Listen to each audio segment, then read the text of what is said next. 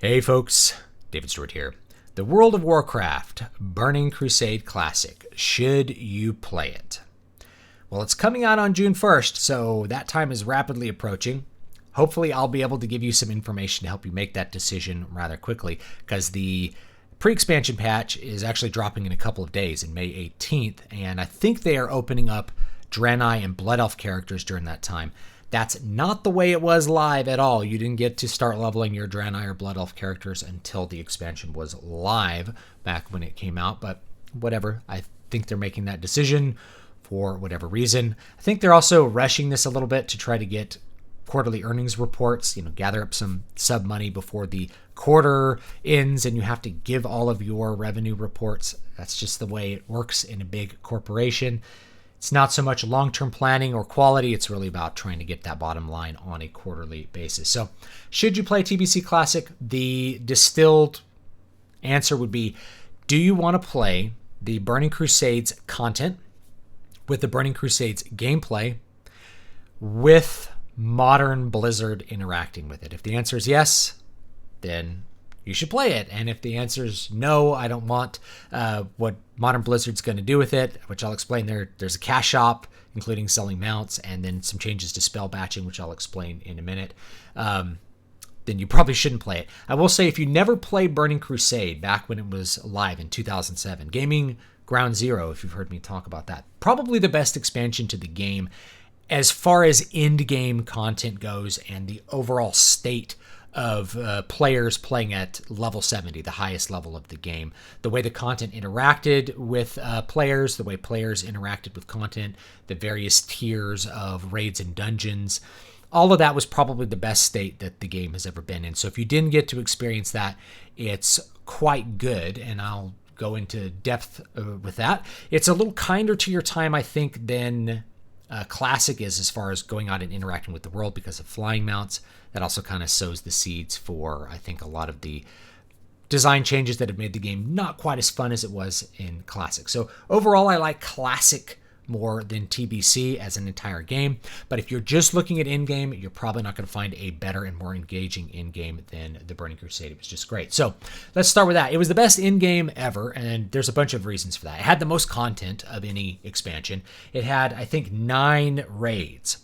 So there was Karazhan, a massive 10-man raid. Huge. I'd run out of arrows doing it as a hunter and have to buy arrows from a ethereal vendor right before the last few bosses. So it had just a huge number of bosses, drops tons of loot. It never actually became irrelevant because they created this badge of justice system where you'd go and kill the bosses, get these badges, and you could buy loot with them. So even if you were raiding a really high level raid later on, you'd still be wanting to clear Karazhan fairly often to get those badges, to get some odd little piece of gear that you can't get out of the raid. It was a really good system. You had Zulaman as a 10-man that released a little bit later. One of the best 10-mans they ever came out with in the game. It had a timed event that you could get a bear mount from. I loved getting that bear mount. It was a lot of fun. So you had 2 excellent 10-mans. Karazhan, probably the best raid they ever came out with, maybe with the exception of Ulduar. I'm really fond of Ulduar, but Karazhan certainly held our interest for the entire 2 years of Burning Crusade. You had 2 really short 25-mans to fill out Tier 4. You got half your Tier 4 in Karazhan. You got the other half from Gruul's Lair, which was a 2-boss encounter, and then Magtheridon, which was a 1-boss encounter. But that really makes 3 raids just for Tier 4 for 1 tier of dungeon items, 2 25-mans, and then a 10-man. Then you had Tier 5 split into 2 25-man raids, Serpent Shrine Caverns and Tempest Keep the Eye, both of which were extremely challenging when they came out. So if you want very high challenging raid content, it took forever for people to kill Kel'Thas and to kill Lady Vashj in Serpent Shrine Caverns. And in fact, I would say that they ended up nerfing it, if I remember correctly, because it was so difficult. They've said that the content, at least at release, is going to be pre-nerf, which is how it should be. And I hope they leave it as pre-nerf because I think players are going to be... I think the players that are playing TBC Classic are going to be of a little bit higher level and will be able to clear more of the pre-nerf content versus what they did later on. So those 2 25-mans were great raids and very difficult, had some very difficult encounters. Then you had 2 separate raids for Tier 6. You had Mount Hyjal encounter, which was very much like playing World of Warcraft, but as an RTS, in the middle of an RTS encounter, like from Warcraft 3. So it was very original and kind of cool. Not my favorite, but definitely an interesting experience because of how big it was with its outdoor zones and stuff, and how hard it was to get in. You had to do some big attunements. And then Black Temple, of course, which was a huge raid and very, very fun, where you got to kill Illidan, the main, I guess, face of the Burning Crusades. You got to kill Kel'Thas, the leader of the Blood Elves, got to kill Illidan. Then there was Sunwell, which was probably one of the hardest raids that they put in the game. Very few people got to clear Sunwell. Certainly when I was playing it, I never got to actually kill Jaden. I just wasn't in a high enough level guild and wasn't raiding enough at the time to actually be able to do Sunwell. It was a very high level piece of content. You also had, I think, let's see how many, 16 dungeons. So I don't think any expansions had 16 dungeons. And all the dungeons were relevant at level 70 because you also got heroics. The heroics were very challenging. They were on par with what would be a mythic dungeon if you're playing modern WoW. So they were very difficult. And some of them might be even harder than a standard mythic dungeon, like heroic Arcatraz, which was very difficult at the time. So they're really tough and interesting and engaging 5-man experiences. Big, expansive, and they reward you with an epic at the end. So they were something that you could do in between raids or instead of raids. You just had a lot of options for how you could gear. They dropped Badges of Justice once they introduced that system. So you were able to get a ton of gear in a bunch of different ways in that in-game. You really had a lot of options, and it was really hard to run out of content to do. The other thing is there was a huge amount of world content, just absolutely gargantuan amount of quests in Outland. Plus, they started introducing daily quests and new reputations, like the Skykeepers or whatever.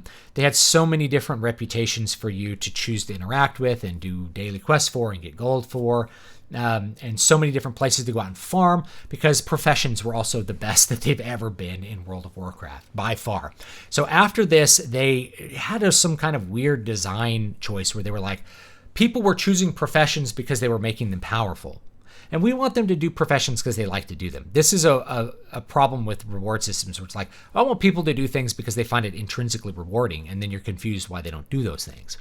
Well, people like to do things that they feel make them more powerful in a game like World of Warcraft. Quest for Power, which I've talked about in the past. So the professions were the best they ever were. If you were doing a crafting profession, you could make BOP epics that made you very powerful, especially early on.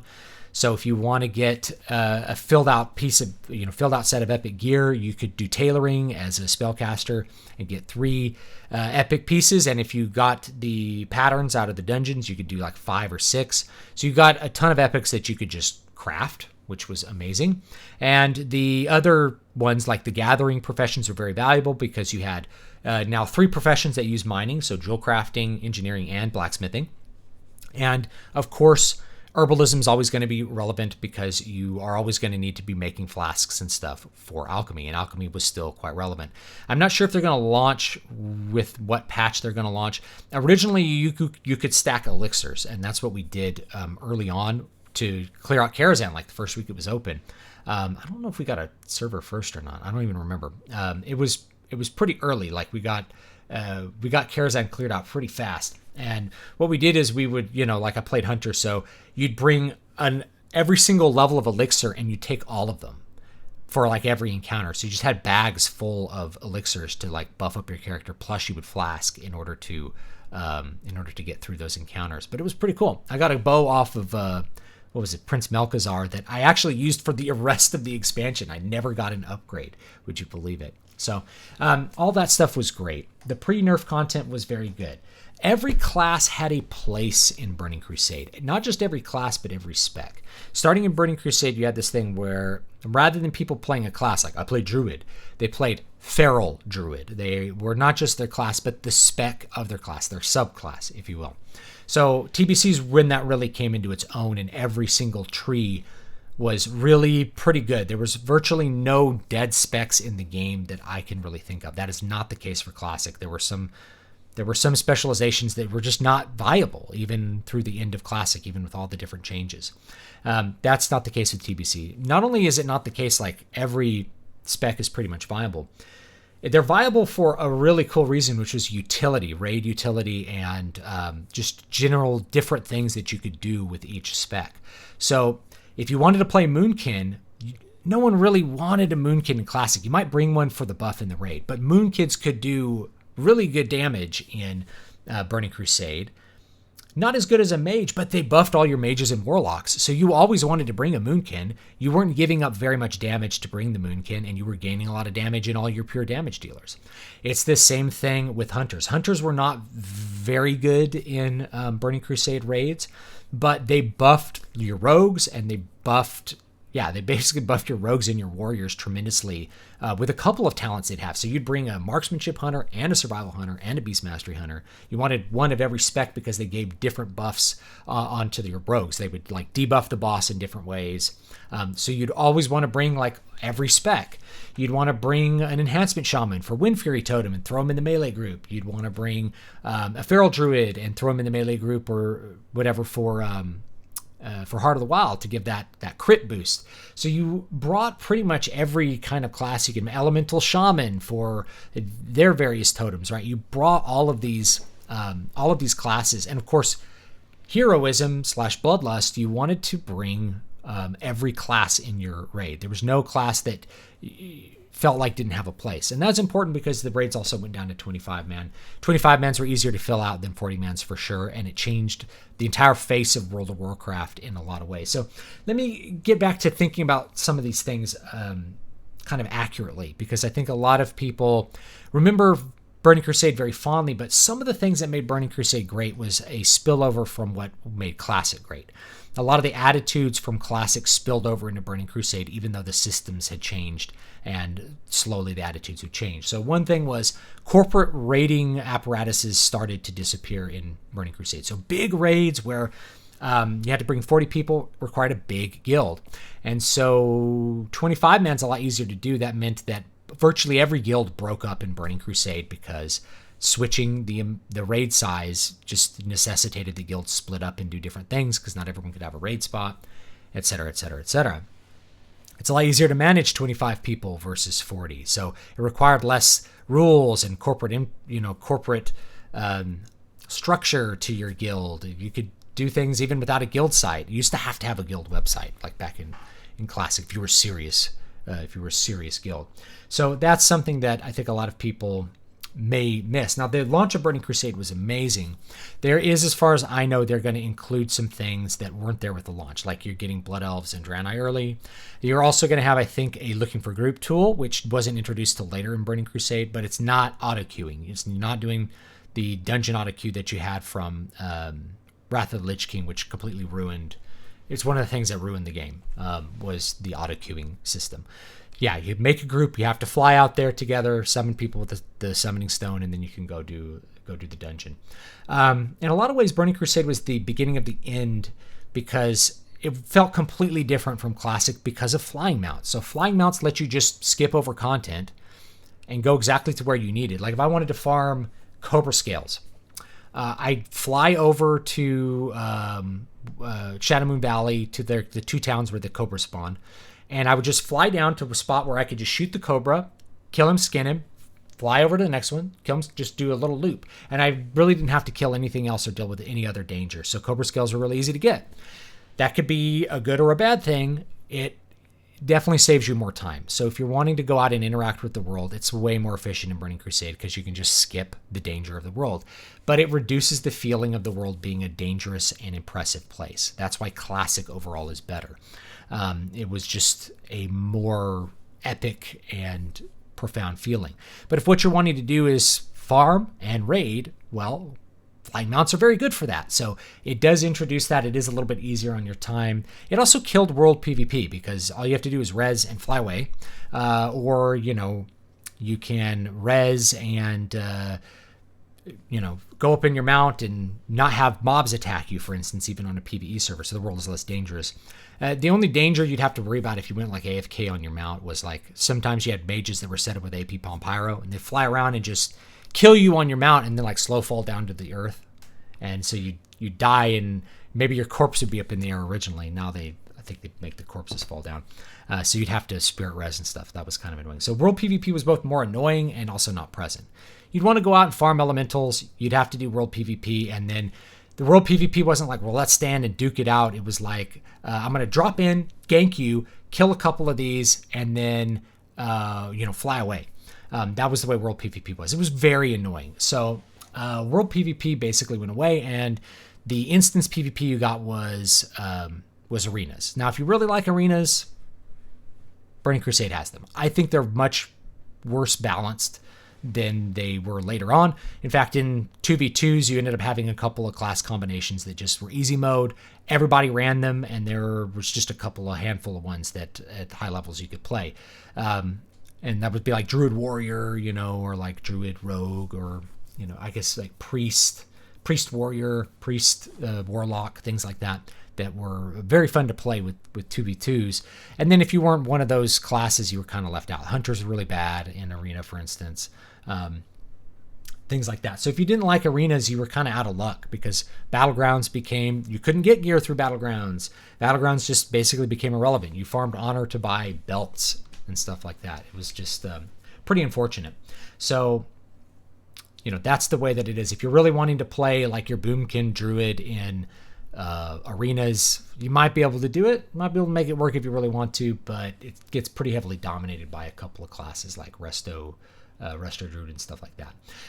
There's another problem with TBC that a lot of people don't remember. This was a very bad change in my opinion, and that was resilience. They put resilience on gear. So what resilience was you got PvP gear, you put on resilience, it reduced the chance your enemy had to crit you in PvP. And it could actually worked in PvE initially, but the problem with that was that you couldn't go take your raid gear and just walk into PvP and do well. Rather, you had to farm out PvP specific gear to PvP. And you also had to have a PvP specific spec to PvP. And if you wanted to do well in the raid, you probably wanted to run a PvE specific spec. So you'd have to be respecking pretty often to excel at both those. So if you wanted to do PvP and PvE, it was going to cost you a lot of time and money. You had to do two completely separate games that really didn't interact with each other at all. The PvP game, if that's what you really wanted to do, you can just focus on that.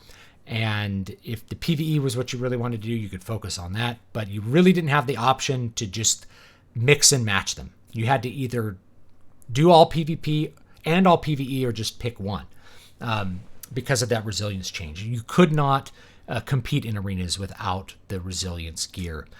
That's just the way that it ended up working out. So be aware of that. If you're like, oh man, I'll do a little PvP on the side the way it is now. Nope. The way it was in Classic, nope. You're just going to have to just focus on PvP or just focus on PvE or have a lot of extra time to try to do both. Or what some people do, which is level a character that they just PvP on and then level a character that they just just one character for each is what they do. And then you don't have to respec or anything. If you have the time to do both, then you have the ideal class that you're going to do both. But that requires a lot of stuff. Back in the day, they also opened up paid server transfers. This also started to erode the quality of the game. A bunch of servers ended up just dead. People transferred off the server and no one was there. You couldn't even get one guild together to do a run. And so you basically had to pay Blizzard to get off of the dead server so you could just play the game. That was a horrible situation because Blizzard would not merge servers and would not close servers because that was always a sign that the MMO was dying. They would just never do that. So instead, they would shuffle new players into dead servers, and then the new players would get up to max level, and there's no one to play with, and then they'd pay to transfer off. It was, in my opinion, it was a very bad system, and it was very anti-consumer, and it actually ended up breaking my guild up in a really weird way. And I'll just share this little anecdote with you, is that there was a really infamous guild on my server that was run by a guy that everybody hated, and they took a free transfer off the server because the server was very crowded. Then this person had a paid transfer back to the original server. He was like the leader of this guild and just like abandoned the guild he had and transferred back and ended up in our guild, but we didn't know who he was initially. So we didn't know who he was. He came in with like his brother who was like a tank, and like, okay, good. We just add him to the raid, and they were good raid guys because they always showed up to the raid, they weren't like the best performers in the group or anything like that. In fact, connection issues were definitely caused one of them to be a bad performer. But, found out that this person was this infamously hated person back from Classic when your reputation on the server kind of mattered. And like the guild broke up, people quit the guild. They're like, I'm not going to be in a guild with this person. We're like, well, we feel like we can't boot him because he's actually been a really good raid member. But it basically allowed him to hide his identity because he got to change his name. And then after that, he started opening up name changes, sex changes. That's like in Wrath of the Lich King. But the server transfers happened in Burning Crusade, and it killed a lot of servers. Very unfortunate that it happened to have that way. The group finder tool did come late in the expansion. That wasn't really that bad. It just replaced you spamming in general chat. So I actually didn't have a problem with the original group finder tool. It was useful. It just allowed you to pull the chat off of a big spammy channel where you might miss things and just kind of get to a little lobby system where you could find other players to play with. And you would develop relationships with them because you needed good players. So the challenging part of the content allowed you to keep making friends. I think the original group finder tool was actually a really good thing. And so one of the things, there's no multi-spec, so you really are just going to have to pick one thing. And so with that in mind, I'm going to tell you what I might do if I play. I haven't decided if I'm going to play yet because I don't know if my friends are going to play or what capacity they're going to play, or if I want to spend the time to play because I have a ton of projects I want to complete and I've got the clock's kind of ticking on those. But I'll give you just tell you what I'm going to do. Actually, I'll tell you what I'm going to do, which is I will probably level a new character on a PvE server. I never played on PvE servers back in the day, but again, this is the attachment and the spillover from Classic WoW. Classic WoW, world PvP was fun and awesome. The world was dangerous. PvP encounters out in the world were just a ton of fun. They weren't fun in Burning Crusade. And if you're going to be spending all your time at max level, why do you want that? It's just going to be an annoyance. So you might as well not play on a PvP server. That's my thought. Then I just can ignore world PvP. It's going to be way kinder to my time. I won't have somebody just gank me out of the blue and then fly away so I can't ever even get them back or anything like that. World PvP sucked in Burning Crusade. Though I do have some fond memories of camping people and just being a jerk and to people that I didn't like. I'd say world PvP was actually good on Isle of Keldonis, but otherwise it really wasn't very good. So I might just play on a PvE server and avoid PvP entirely. Just not do arenas, not do any of that stuff. Just do PvE only. And that way, even kinder on my time. If you're looking to play and you're worried, how am I going to get 5,000 gold for an epic flying mount? Probably go mining tailoring or mining enchanting if you are playing a class that's not a cloth wearer. Tailoring is a standalone crafting profession. You don't need any other gathering profession to do it. So that's great. Mining. Why mining? Well, because jewel crafting is being introduced. It was introduced in Burning Crusade. And in order to get the jewels, you have to prospect the ore. So that gives you an opportunity to make a lot of gold. You sell the ore. Jewel crafters will prospect it for gems. And they'll even prospect your copper ore in order to get gems out of it in order to level their jewel crafting. And they'll take your copper ore and smelt it to make filigrees and stuff like that. So definitely it's going to be a money-making, I think it's going to be a money-making profession. That's my prediction when it goes live, because people will be wanting to level jewel crafting and get a drop on that and get their value out of jewel crafting pretty quickly. So I would go mining. You could also go herbalism. Herbalism is going to have a more long-lasting, I think, value to it. But honestly, because crafting was so good in TBC, the value of things like mining materials never really went down very much. It never got to a point where your fell ore was just worthless. It was really just it was always valuable because someone was always trying to level blacksmithing. Someone was always trying to make items to get a cool blacksmithing item. That's just how it was, especially your high level ore, like your corium ore. That stuff was always super, super valuable. So yeah, I'd go mining. And then from level 1, you can be putting your copper ore on the auction house and making a little bit of gold so that you can hopefully buy your mount, your epic riding mount, which is only going to be 500 and some odd gold now instead of 1,000. And then you have to buy your flying mount and stuff for 1,000 gold. And then you'll have to buy your epic flying for 5,000. So that'll get you started on some gold. Do every quest you can in Outland. If you do every quest in Outland, you'll just have 5,000 gold from doing that. So I didn't learn this till way later in the expansion, again, because we were carrying over ideas from Classic, where we were like, questing doesn't give you any gold. Why would you do it? So we just grinded out to the max level as quickly as we could. And then we're trying to figure out how to get gold, right? How do we get 5,000 gold, you know? And it turned out if we just did all the quests, we'd have 5,000 gold. So that's a way that you can do that. Just do every single quest in every single zone. You'll get gear for it. You'll get gold, a lot of gold. If you want maximum efficiency, it'd be like do dungeons with friends as often as you can as if they're efficient, especially like Hellfire Citadel ones. Hellfire Citadel, you could just spam that over and over again. You come out right at the entrance, you form a new group, walk right back in, do it again. Get the gear. The gear's good out of it for lower levels, and you get reputation with Honor Hold. Then when you do the quest for Honor Hold, after you get revered, you can't do the normal dungeon to get reputation anymore. And then you can do all the quests in Hellfire Peninsula. In fact, if you can do as many of the quests as possible at level 70, you'll get even more gold for it. So that's an easy way to farm out your epic mount, is just to do the quests and do as many of them after you hit level 70 as possible. So you don't have to worry too much about it. It's not that hard to get 5,000 gold. It's certainly easier to get 5,000 gold than 1,000 gold was in Classic, at least early on. So anyway, that's my advice for that. I will tell you that it is Modern Blizzard, and there's a couple of things that you need to know about. If you played Classic and you want to clone your character to keep him on a Classic-only realm, you know, patch 1.12, it costs $15. So they're going to take $15 from you. They also have this thing, which is the Dark Portal Pass and Deluxe Edition. So this is a character boost. They're selling a character boost that will boost you up to level 58 and give you some green gear, which you can walk out to Outland with. So if you are not wanting to level 1 through 58, you're only wanting to do Burning Crusade content, they're letting you pay for that. That wasn't there originally. There was no character boosts originally, but it's going to be there. And they're also selling a mount. It looks like this. Does not really look like Burning Crusade to me at all. But that's what it is, and as well as some toys that do different things. So there is a cash shop involved with this. It is Modern Blizzard, so know what you're getting into. You're getting Modern Blizzard stuff. Now, right now, they're only selling one boost per account, so you better pick carefully which character you want to play, and you can pay to boost that.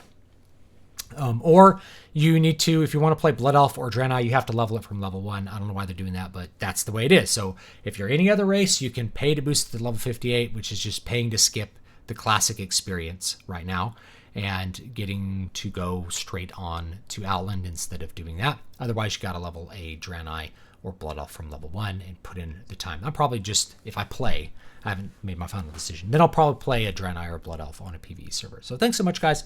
And that's all the information that I can give you today. Have a great one, and I'll see you all next time. Leaving your thoughts down below. Modern Blizzard, but TBC Classic.